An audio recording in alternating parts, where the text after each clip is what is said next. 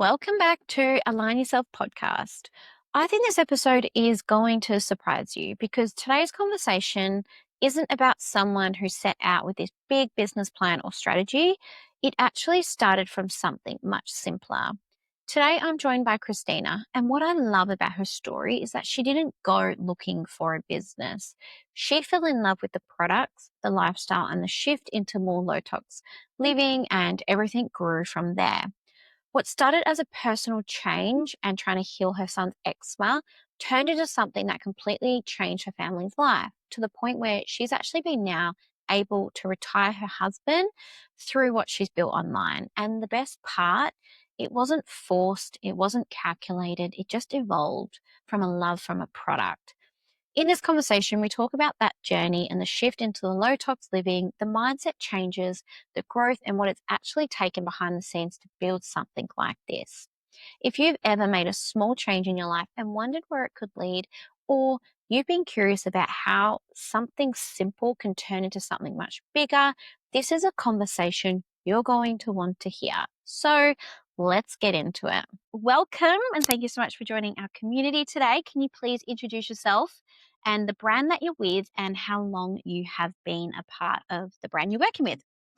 For sure. Thank you for having me. So my name is Christina. I am with Young Living, so low tox essential oils, and I've been with the company. I think it's coming up around the 8 year mark now. So yeah, started when the kids were really little and were having skin issues. Had never even heard of like low tox living or anything like that, and the skin issues kind of sparked it. And yeah, kind of dove in head first. Did not know there was a business side. Had no idea what network marketing was just in it for the product, saw some insane results and was just like harping on to people about it. And at that stage, my upline was like kind of looking at the business, but not even fully into it herself.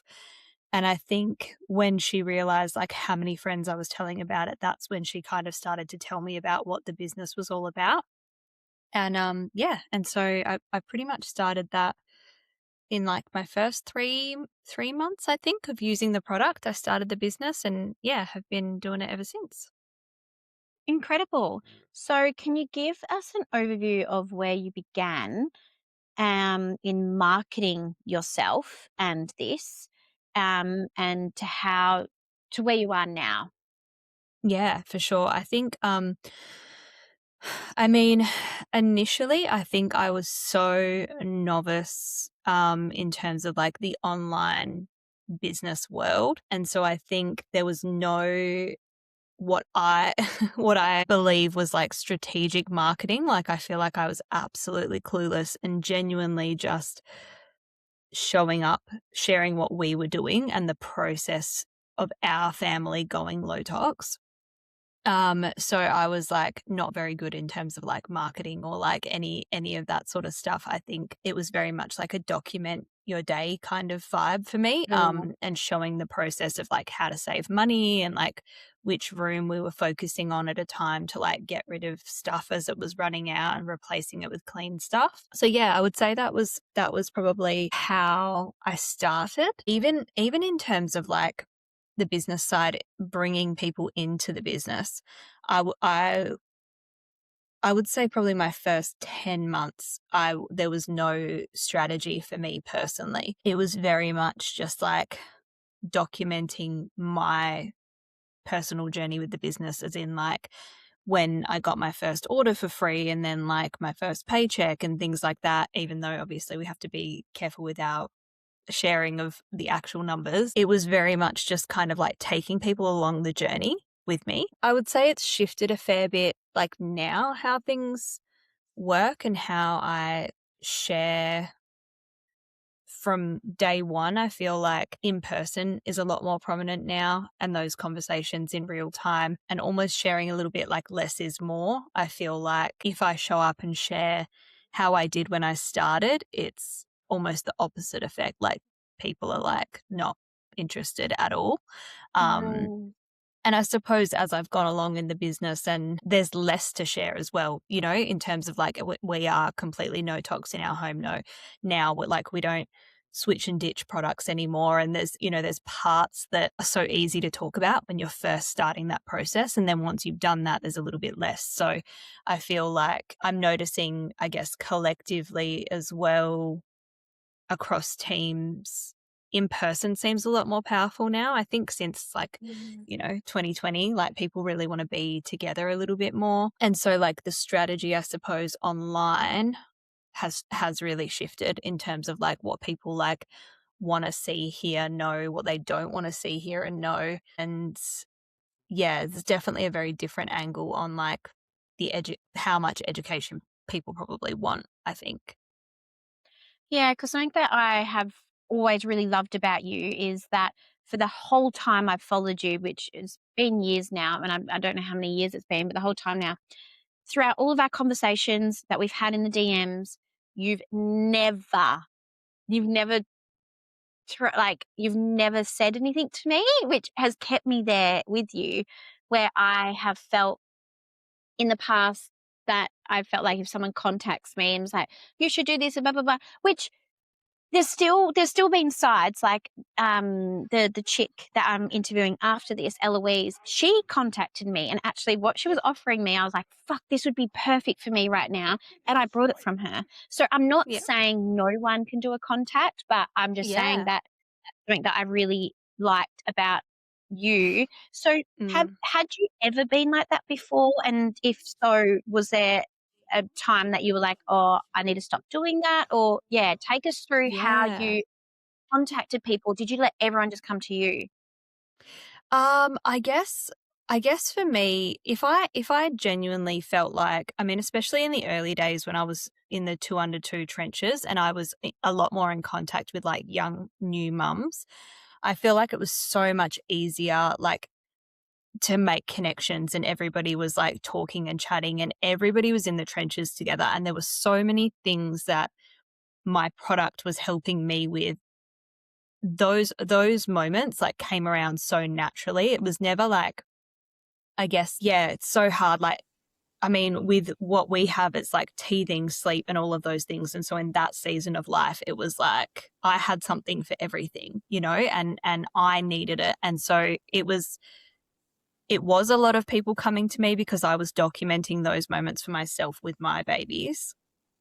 Um, but I was very social. I was very social on social media in those days too, because I had a lot of social anxiety outside the house. And so in terms of like connecting with people online, that was like I needed that, like desperately needed that for my human connection during that time. And so I I do feel like I had predominantly people coming to me when it came to actual conversation about the product.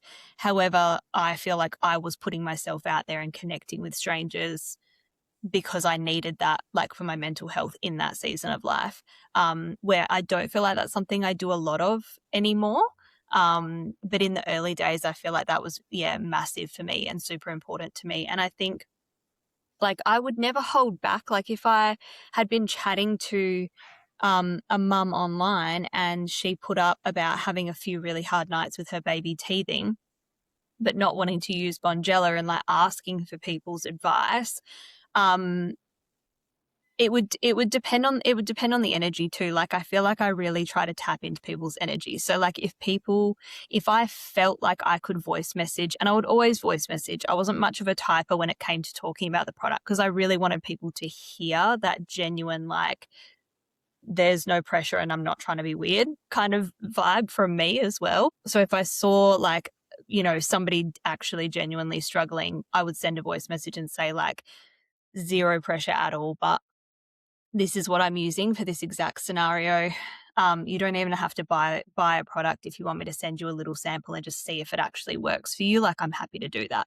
And so I Mm. think samples was probably a massive thing for me in those early days because it was that way of like people knowing I genuinely wasn't just trying to sell them something. Like I was happy to send it for free so they could actually feel it and witness it for themselves in order Mm. for them to decide if it actually aligned, like for them, worked for them, etc. So yeah, I feel like that was probably like the prominent way in which like product actually came up in conversation. And then if people ever had questions regarding the business side of things, I would always try to meet up in person if we were in the same town. Like we would go for a coffee and the kids would play.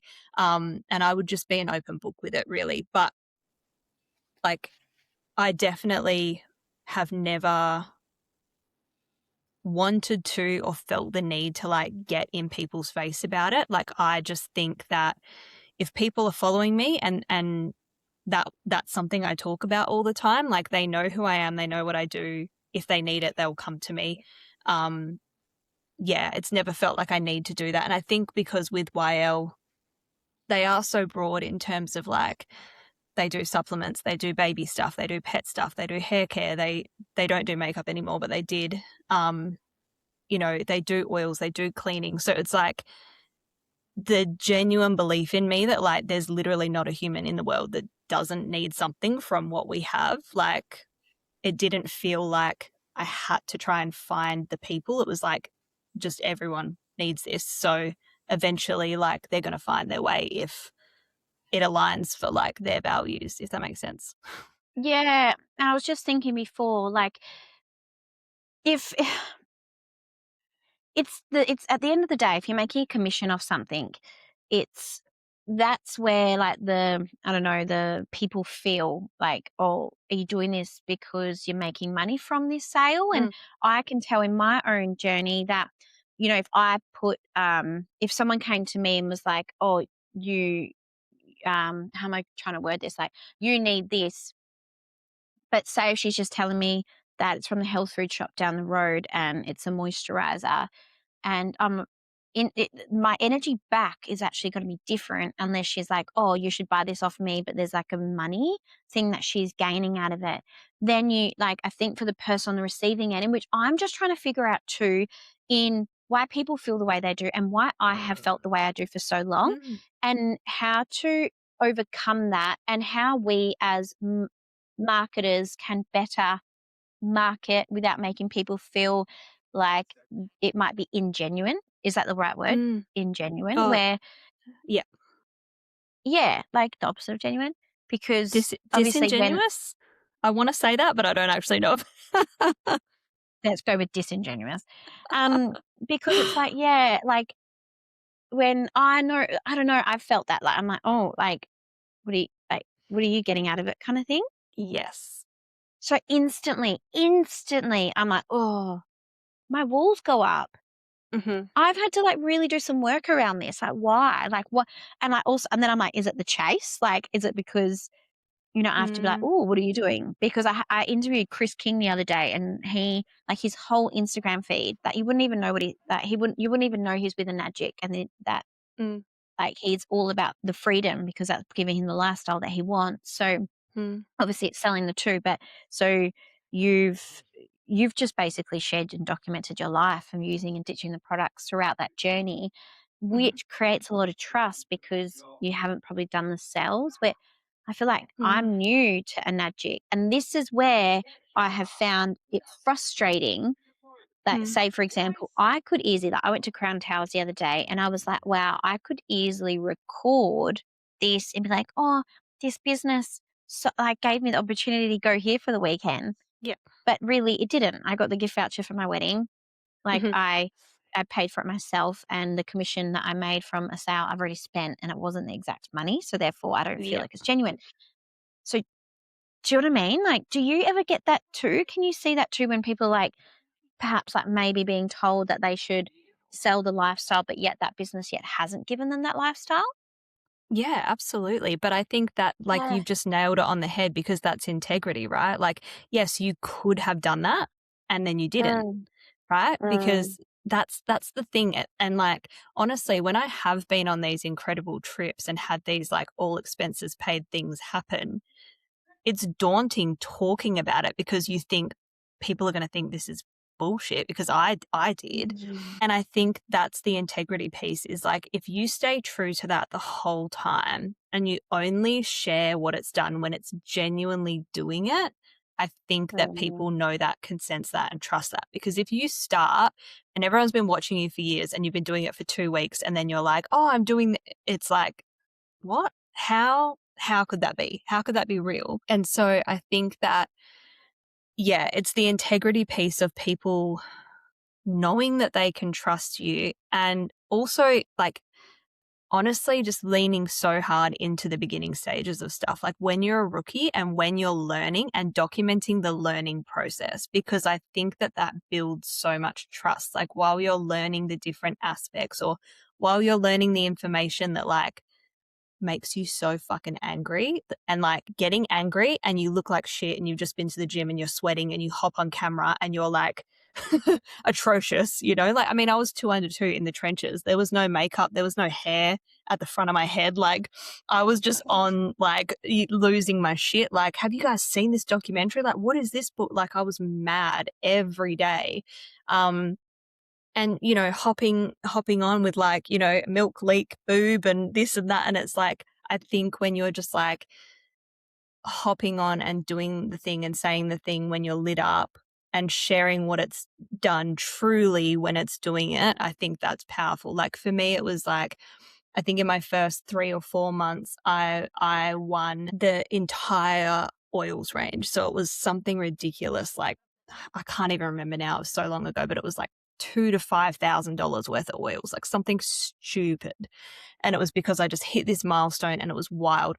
But I went, as soon as the box arrived, I went live and I recorded it, and I was a mess. And I was like just sitting there and I could barely speak. And I like thought I was going to vomit, and then I was crying and and it was the most embarrassing video ever.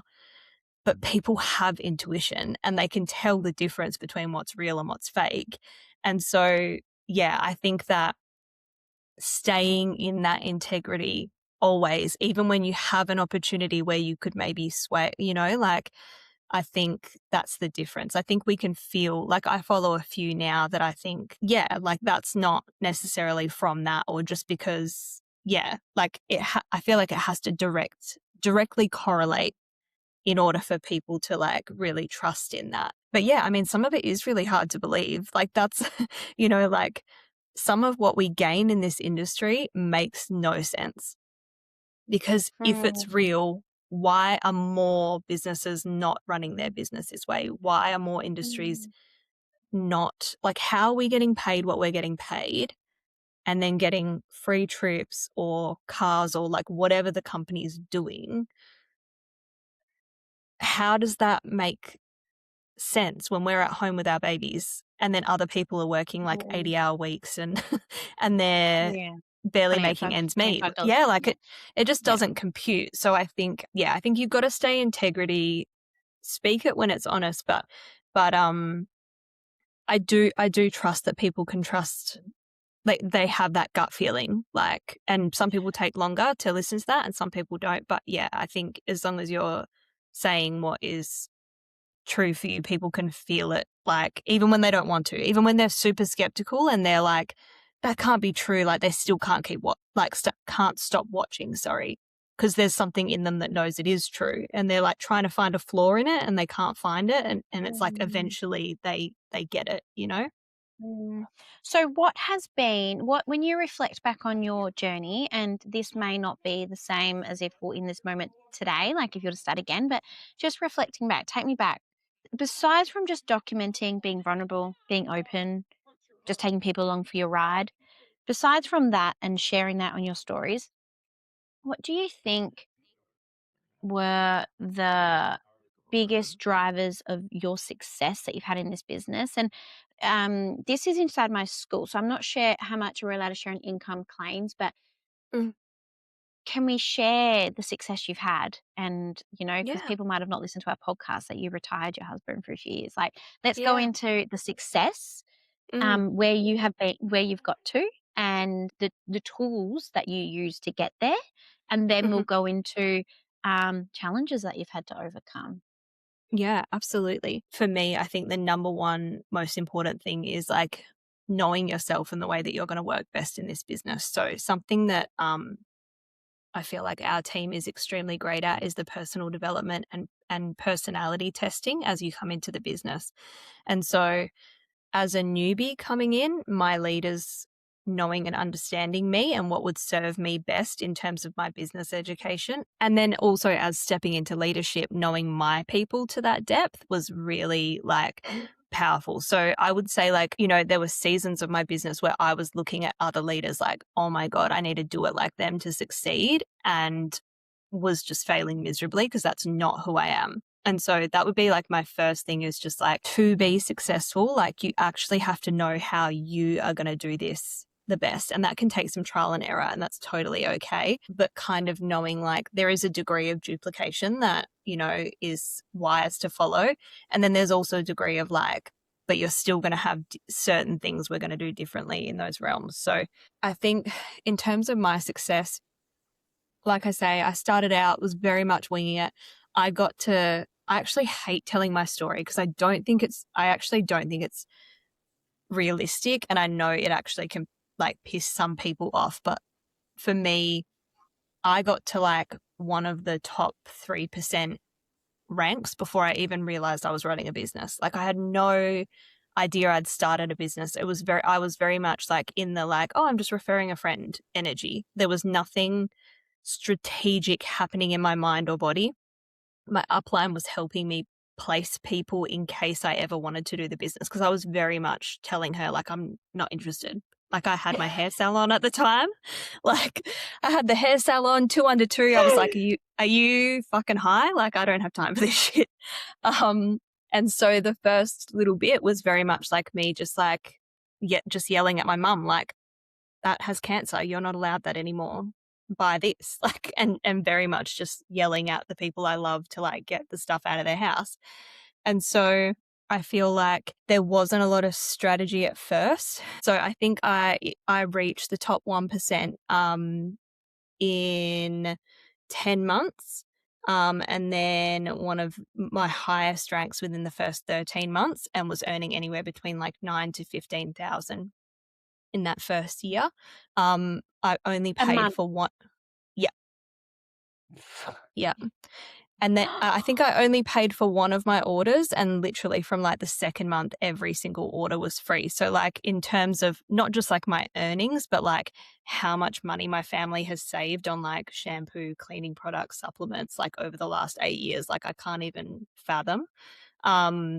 Because my pay's always been covering that, which has been awesome. So yeah, like had some really awesome success in that first 13 months, managed to bring Brad home from work for, I think he was off for 3 years, you know, before like he realized being a stay-at-home parent is fucking so hard.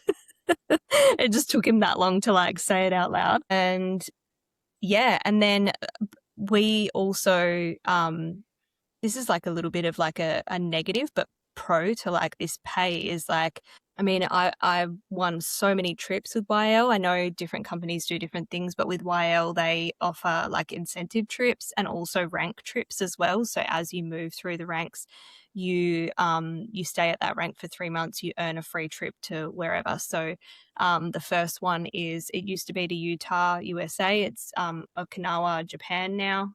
Yeah, amazing trips. And then every year they also have incentive trips too. So you have an opportunity to earn an incentive trip. So it's not necessarily that you're doing anything extra for your business. You're just being a bit more strategic with your placements, I suppose. And so, I mean, Brad and I have been to Fiji, Japan, America, the Goldie, Vietnam. There was one in Bali. I didn't go to that. There was a cruise around Italy, like just all these ridiculous, like completely all expenses paid. Like, and so just in terms of like being a young family and being still able to experience things like that. And sometimes taking him, so it's like time for us, and sometimes just going on my own and just being able to like have that break for myself. Yeah, have been absolutely insane. And then there's been, you know, negative things that we've experienced. Like Brad and I went through a separation. We separated for an entire year. And without this business, I genuinely do not believe that we would have survived it, because at that time was when he was had not been working for 3 years. And so I was paying for our mortgage in Frio, a rental for him, food for him, food for me and the kids. Me and him were both going to therapy weekly, separately and together. So 3 therapy sessions a week. And then we were also doing like a coaching container and then just like normal life bills and stuff.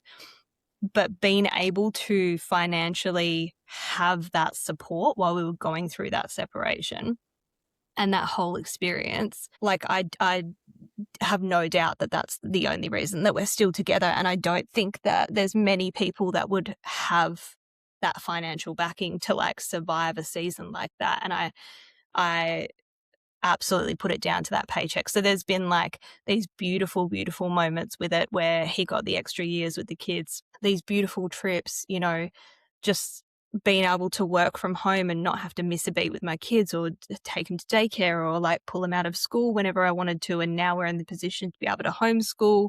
Been traveling Australia for the last 2 years.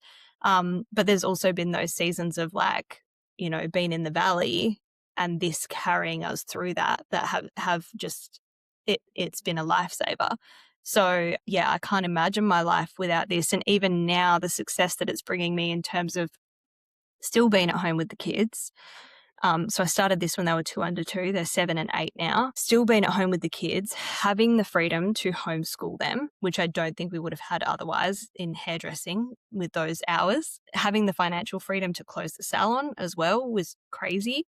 But even now, what it's giving me is this backing to like explore other like parts of myself in terms of business. Like there's so many other things that I'm looking at and starting now in terms of like certifications and coaching, and like I'm like writing a book at the moment, and we just launched like a kids clothing label. And so it's like it's funding so much more than like just our bills.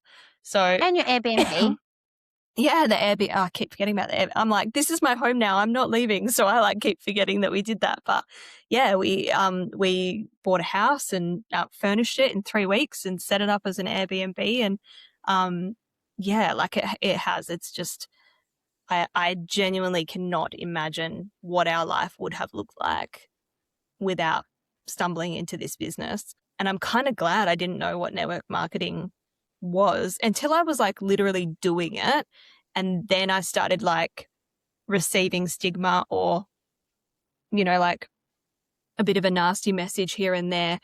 And then I would be like, wait, what? What am I doing? What am I a part of? And I was kind of like, what is happening? And then I like did all the research myself and rabbit holed and everything and was kind of like, oh my God, people are still like, they still think it's like the 70s or the 80s. Like it's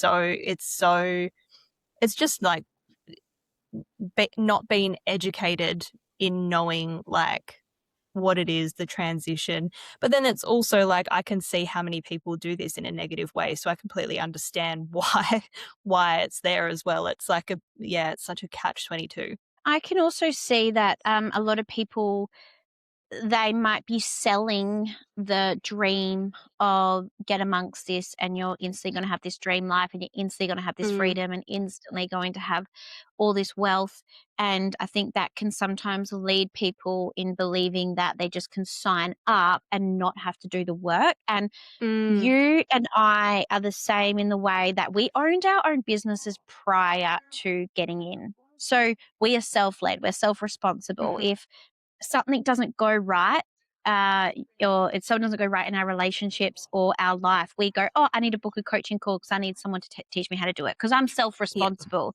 We're not Yes. blamers like, oh, this doesn't go right. Oh, this, I'm going to Mhm. blame this and blame this and blame this. And so Yes. you have to be self-led and you Mhm. have to work. You have to work for it. Like you, because I know you're in a different season now. So let's just go Mm. back into the bricks of it Yeah. because let's just talk to someone like me who's new and Yes.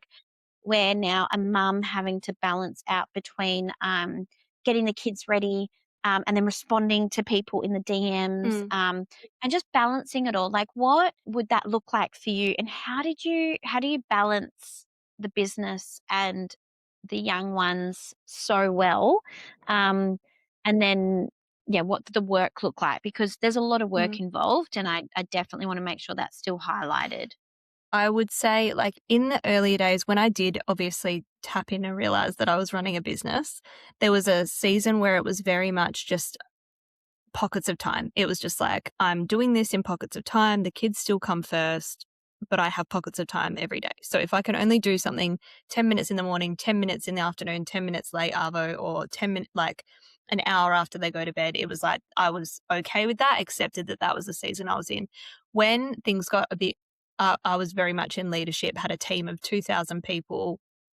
Brad was home, so I could be a lot more strategic with like, you know, my time and my team and like how I wanted that to look. And I was rising up leaders as well, right? Like I wasn't just like, helping people go low tox. I was really rising up leaders and trying to create like a duplicative system to them of, how to show up for their people.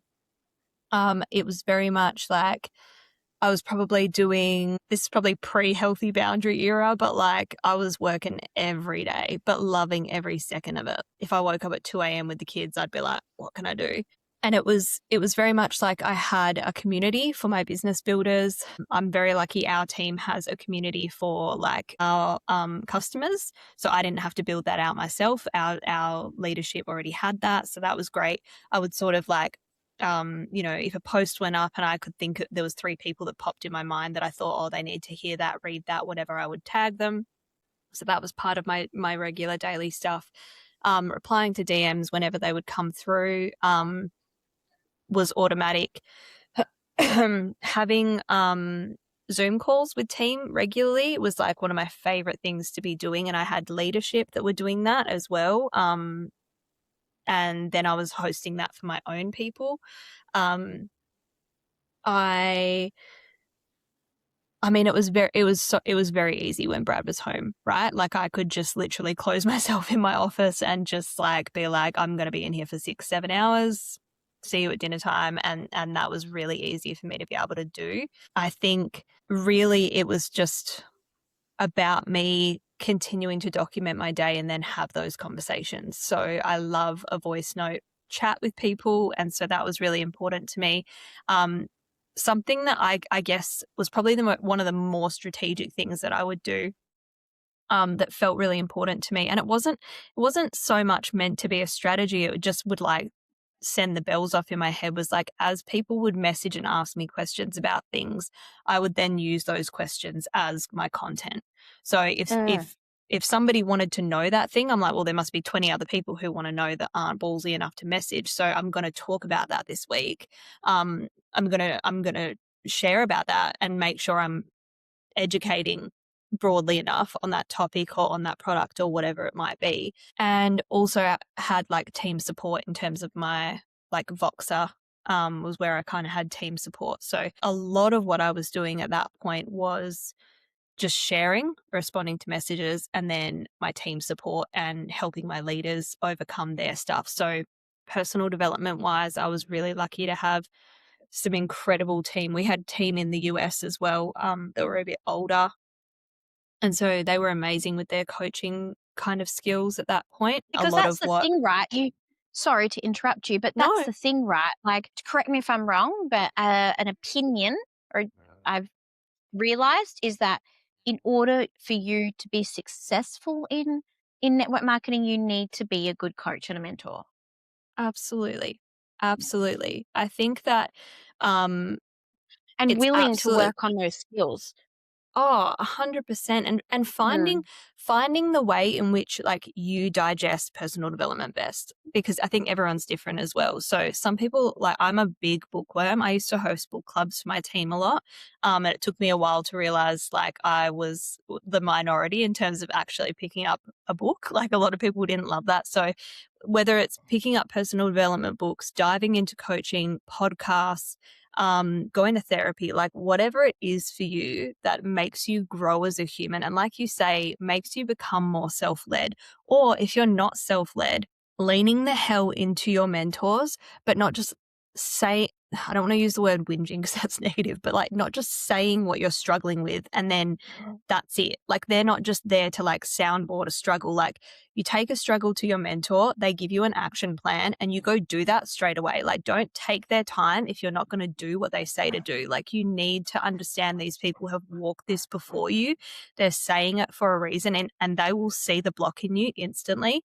And so I think like personal development is truly, I think network marketing is personal development with a paycheck. Mhm. Like business in general, right? Mm. But I genuinely believe that. I think network marketing in particular, because of the stigma, the negativity, the things that can come with it, and because you are so you're not just like building a business, like you're also like trying to shift people's mindset and perspectives, especially if we're in this like holistic wellness part of things, right?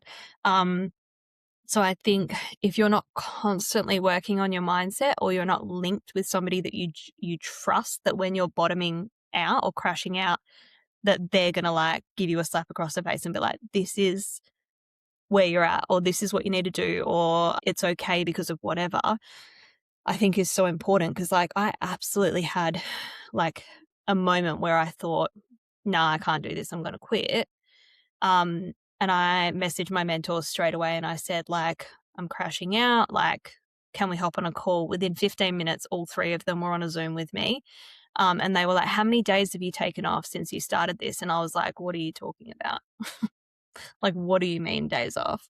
And they were like, cool. So take a week off, get a margarita and watch Sex in the City and chill the fuck out. And I took like 3 days off and I was like, oh my God, I love this business. Why was I going to quit 3 days ago? And it's like, we have to trust them in all the realms, not just business, not just strategy, but that they care and want to know us. And yeah, I think it's so important to be self-led, but it's also important to have somebody nearby that we trust to like call us out on our shit that we actually believe Mm. and want to listen to as well, for sure. Mhm. I love that. I love that you said that. You and I are so the same. I think in that season of like even my first year with Ziggy, it just reminds me like, yeah, just in the middle of the night when she'd wake up and I'd be breastfeeding her on the rocking chair and I'd have my phone out. And I knew it was not good for me. I'd be like, this is Yeah. disrupting the circadian rhythm, like this is not good for me. And then I'd Yeah. be more wired and then she'd fall asleep. And then I'd go back into my bed like an hour later. Mhm. And yeah, I knew that it wasn't good. But yeah, I think when um you love it, like it lights up your cup. And I think Yeah. for us being women, and this is something I've had to really like remember about myself. Like I took the last after I sold the salon, I took the last 2 years off, and I Mhm. could feel my like just energy bubble just get sucked out of me, and Yeah. I could just tell that I'd be going to the parks and catch up with my mum friends and stuff, and like I love my kids, but I don't wanna just talk about them all the time. Like, I wanna talk Yeah. about, "What are you doing? Me What are too. you working on?" Like, I love conversations with you. It's like, what are you doing with your Airbnb? What are you Yeah. working on?" Or anything that people have got going on, because I love that shit. I love it when people have got really exciting things to go on, and Yeah. not to say there wasn't exciting times in that, but I have had to honor that, do you know what?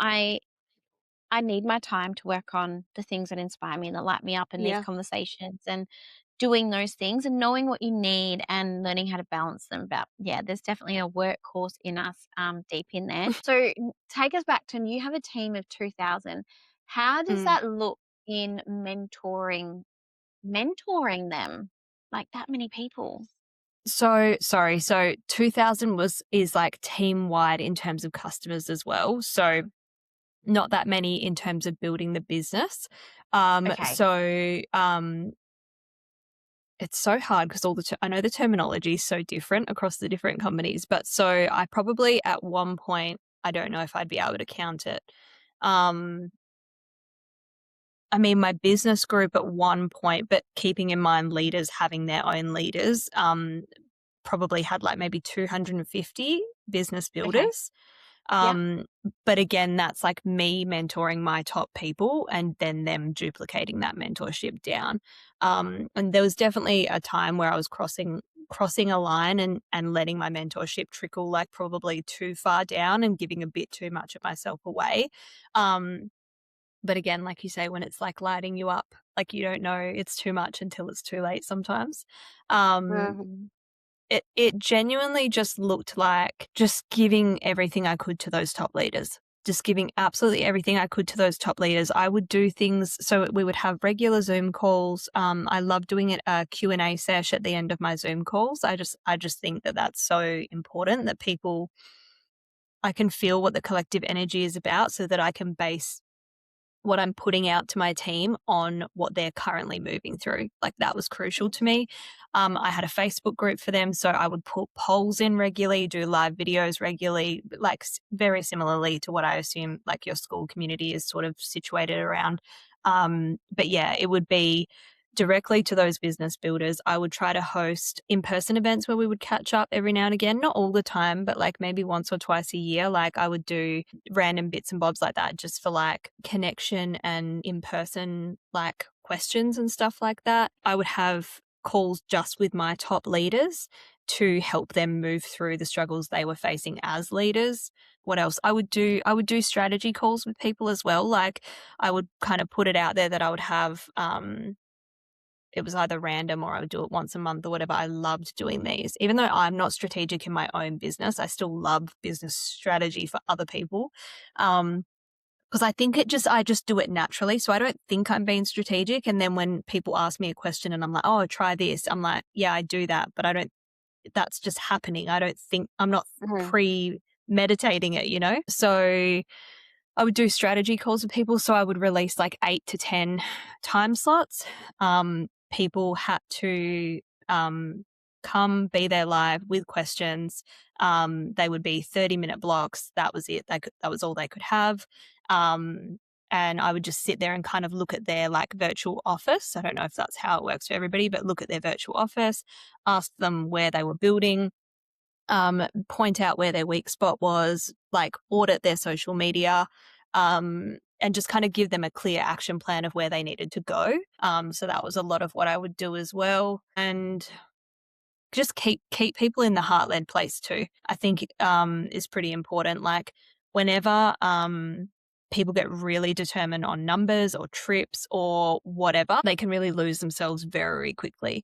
And all of those things are beautiful and exciting, but again, just anchoring people back into like why they started in the first place. So them remembering like why they're backing the product that they're backing, what that money is actually going to do for their family, and keeping them in that feeling, not in the numbers and not in the rank name or whatever. It's like keeping actually people anchored in like, what's the point of this, what they're doing here. I guess like my biggest thing is always like, I feel like I can really clock as soon as somebody goes from like service mindset to transaction mindset. So that's where a lot of what I felt like I would be doing for people would be like keeping them in that service-based mindset and then also keeping them in their why. Like I feel like that was so much of what I would do as a mentor. And I guess this is why I talk about the personality stuff, because there was a huge population of people that I were under my mentorship that hated the way that I mentored. And then there was a huge part of my population that hated the way my upline mentored because they were all strategy and all that. And I think that that is just so crucial for us to learn as leaders, is how our people like to learn differently, and that we can't just have this one way of doing things that, you know, that is how we show up. There may be things people need from you that you're not the greatest at, and then you need to like know where to direct them, know where to send them or who to send them to in your upline or whatever, however it works, Mm. in order for them to like be served at their best. Because some people need the strategy to thrive, and some people need, you know, like if I hopped on with some of my heart-led leaders and I was like, right, numbers, this, da, they'd be like, I'm leaving. Immediately I'm out of here. And then if I hop on with my strategy people and I'm like, where's your nervous system at? Where are you energetically? They'd be like, the fuck? And they'd want to get out of here. So yeah, I think that was probably like the biggest thing that I've learned throughout leadership, is just like knowing your people is a really powerful move, even if you're just solely focused on those top leaders, so that they can do that for their people, I think is crucial. Wow, that's so incredible. Thank you so much for coming on today. I'm going to have to run. Where can people connect with you and learn more about Young Living? Yeah, so I'm at Raise Our Tribe on Instagram. I've got, yeah, free resources on there. I'm always a DM away if you need to ask any questions. But yeah, that's me. Thank you Awesome. so much for having Awesome. me. Thank you. I'll chat to you soon. Alrighty, that was Christina. And what I keep coming back to from that conversation is this. She didn't start with the goal of building a business. She didn't set out to retire her husband. She made a decision to change something in her own life and followed where it just led naturally. And that's the part that's easy to overlook. So many people are waiting for the perfect idea, the perfect timing, the full plan mapped out. And sometimes it starts with something small. A shift in what you're using, a shift in what you're learning, and a shift in what you're open to. And when you actually lean into that consistently, it can turn into something far bigger than what you expect. So, if this episode got you thinking, if it made you question what's possible from the decisions you're making right now, don't brush that off because that's exactly how these stories begin. And if you're ready to start looking at your life differently, your habits, your patterns, the way you're showing up day to day, that's the work we do inside Align Yourself Collective. We take these kinds of conversations and actually help you apply them so you can start creating a real life change in your own life. You can join us, the link's in the show notes. And if this episode resonated, please share it. Send it to someone who's been making small changes but not realizing where they could lead. So post it in your stories, tag me. I love seeing who's listening. If you haven't already, leave a review. It helps more people find these conversations and see what's possible for them too. And I'll see you in the next episode.